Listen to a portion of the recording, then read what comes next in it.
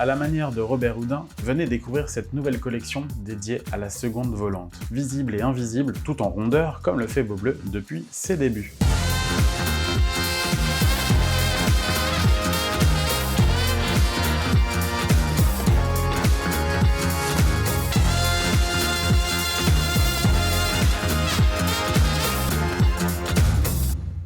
Salut, c'est Maxime et vous êtes bien sur la chaîne Man vs Watch. Je suis content de vous retrouver comme chaque fois dans les vidéos que je vous propose sur cette chaîne dédiée à l'horlogerie dans tous ses états. Aujourd'hui, je vous propose de découvrir la toute nouvelle collection de la maison Beaubleu. Beaubleu renoue encore une fois avec le design qui lui est propre, mais tout en apportant une nouveauté sur le cadran, et pas des moindres. Voici l'entrée de la seconde volante dans cette nouvelle collection appelée seconde française. Et cette nouvelle collection se décline en deux modèles se voulant être imaginés selon ce que serait l'horlogerie française à 100 ans d'écart entre deux époques. Deux designs donc pour s'imaginer une montre née en 1924 et une autre 100 ans plus tard en 2024. L'une plus classique, éditée en 4 déclinaisons de cadran, bleu de minuit, blanc ivoire, gris anthracite et vert impérial, et l'autre clairement contemporaine avec un cadran en relief moderne et très design que l'on peut trouver en deux déclinaisons, gris perle et saumon. On retrouve ici un boîtier en acier 316L de 39 mm de diamètre pour une épaisseur de 10,2 mm.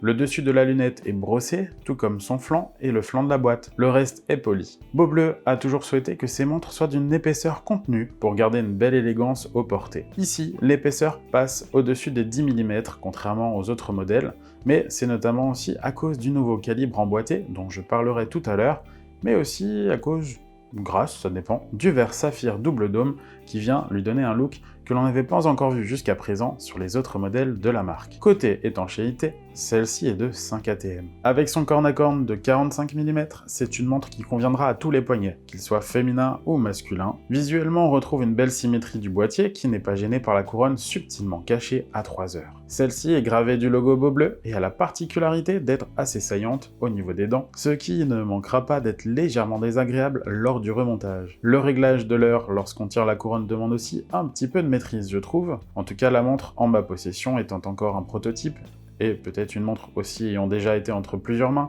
cela explique peut-être la mauvaise maniabilité de la couronne. En tout cas, c'est la contrepartie finalement aussi à la discrétion de cette couronne cachée. Et le principe de la couronne cachée avait déjà été utilisé pour le modèle GMT. Le boîtier me paraît d'ailleurs être le même utilisé. Cette collection seconde française renferme donc deux nouveautés assez significatives. La seconde volante et aussi le calibre employé donc par la marque dans cette nouvelle collection. Je n'ai eu à ma disposition que le modèle 1924, donc c'est principalement donc de celui-ci que je vais vous parler, même si je vais essayer quand même de parler un petit peu des différences entre les deux types de modèles, donc 1924 et 2024. Visuellement, cette seconde volante intrigue, questionne. Elle flotte au-dessus du cadran et perturbe la conscience car elle n'est rattachée à rien. Même en regardant de près, on ne peut voir d'où vient cette sorcellerie. C'est un pari réussi de la part de Nicolas Ducoudère et son équipe pour cette nouvelle collection. Cela apporte de la légèreté à l'ensemble qui pourrait vite être davantage chargé par la présence de 3 cercles partant du centre du cadran. Ici, le mystère peut vivre grâce à un petit tour de passe-passe déjà utilisé au 19e siècle dans les créations de Jean-Eugène Robert Houdin. La transparence est ici la clé. Il s'agit d'un disque transparent occupant la totalité du cadran sur lequel est inclus cette aiguille ronde des secondes. Astucieux. Particularité du modèle 1924, c'est la présence de pointeurs fléchés au bout de chaque aiguille. Fini donc ici l'approximation du réglage et de la lecture de l'heure. C'est très bien vu et apporte un petit côté classique qui diffère pour le coup de la modernité des aiguilles du modèle 2024 qui ne possède pas exactement ce genre de pointeur sur ses aiguilles des heures et minutes et qui n'en a tout simplement pas sur l'aiguille des secondes. Pour finir sur les aiguilles, seule celle de la version moderne 2024 se voit être recouverte de Super Luminova. Nous avons là un cadran finement grainé, plutôt plat malgré une zone centrale légèrement inférieure pour mieux démarquer la partie liée à la lecture de l'heure et son chemin de fer. Le pourtour du cadran est lui consacré aux lectures des minutes et des secondes, grâce à deux autres chemins de minuterie de plus en plus fins. Sur les versions 2024,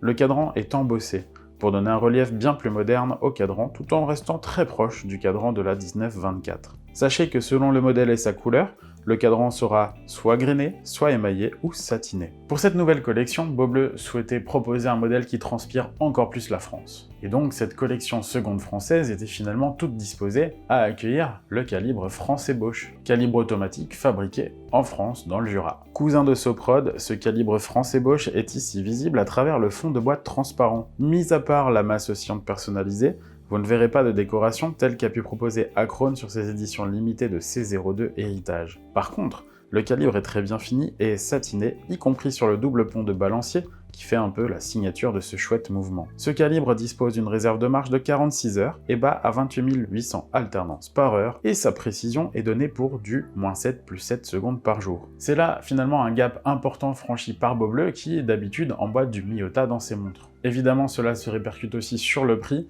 et permet du coup à Beaubleu de se hisser un petit peu dans le segment des montres aux alentours de 1500 €, mais sans que la qualité ne soit, à mon avis, à justifier. En effet, vous pouvez retrouver cette nouvelle collection au prix de 1490 € sur bracelet en cuir grainé équipé d'une boucle déployante papillon. Il faut aussi savoir que normalement, les bracelets auront des pompes courbées pour mieux épouser le boîtier. Ici, il s'agit encore d'un prototype, je le rappelle. Si vous souhaitez la montre sur le maintenant connu bracelet acier mèche qui se marie très bien avec la montre, il faudra compter sur 100 € de plus, soit 1590 €. Si Beaubleu avait ajouté il y a quelques mois la collection Etché en collection permanente, il faut savoir que Beaubleu renoue ici avec la tradition en proposant donc des montres en édition limitée et numérotée à 888 exemplaires donc par version. Les montres sont actuellement en précommande et seront livrées à partir du mois d'octobre. On garde l'identité chère à Beaubleu et qui est reconnaissable entre mille. L'intérêt des montres ne vient pas par une quelconque extravagance ou un choix de couleurs particulier, mais tout est dans la subtilité. Que ce soit dans les couleurs choisies, plutôt discrètes donc, ce qui donnera aux montres de l'élégance au poignet, Beaubleu prouve encore une fois que la maison n'est pas coincée dans son idée d'aiguille ronde,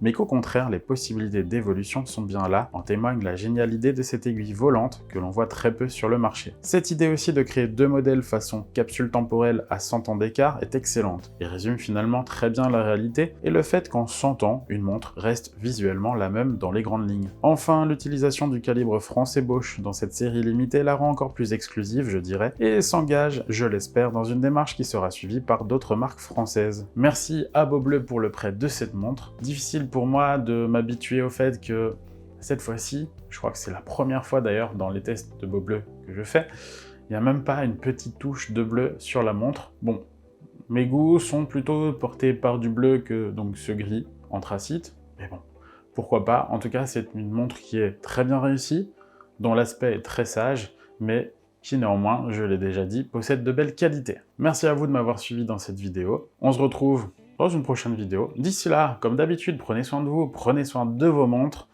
et puis à bientôt. Salut!